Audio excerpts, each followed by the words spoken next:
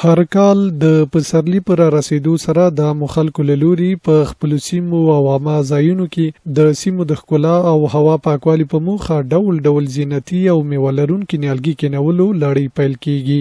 له دې وراخوا بیا حکومتي ادارې هم لاس تر زنې نه دي ناستې او د خلکو په ملتیا یې د هیواد ښکلا لپاره په بیلابیلو سیمو کې وخت نا وخته د نیالګیو کینولو کمپاینونه پیل کړي دي. تازه د خوست ښاروالي ریاست له لوري د 15مې ناحیې تلویزیون تپه کې د سیمې اوسیدونکو سره په ګډه د نیالګیو کینولو لړۍ پیل شوه چې په ترڅ کې به یې 1500 د ناجو ونې کینول شي. د 15مې ناحیې اړوند چې څومره ساحات دي پلاني متون مینا او څارنکوټ سیمه د دې سره په هماهنګۍ که لښتي ته ضرورت وي موږ رسیدګي کړې ده، انجینري برخه کې وي، سرسبزي برخه کې وي، تنظیم برخه کې وي، موږ سره د دوی مشران وکیل ګزاران ټول هر وخت همکاره دي او موږ د ستونزو ته هر وخت لبیک ویلی دی.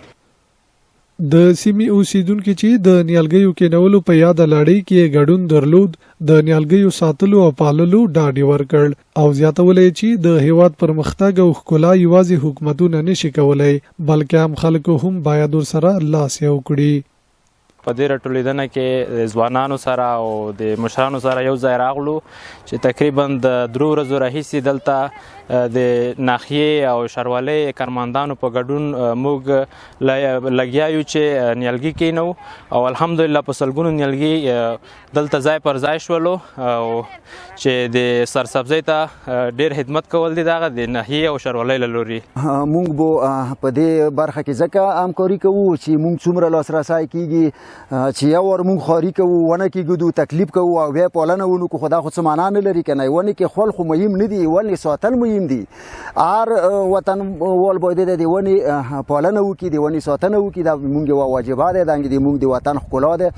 موږ همیشه دپاره دا غواړي چې موږ هېواد ښکلی وي او موږ هېواد چې ښکلی شي دا زه ورته دوړه ښکلي یو وروره ټول خلک ښکلي دي، افغانستان خلک ښکلي دي. دا باید سره همغږي شي، سره یو لس شي، سره یو میټی شي.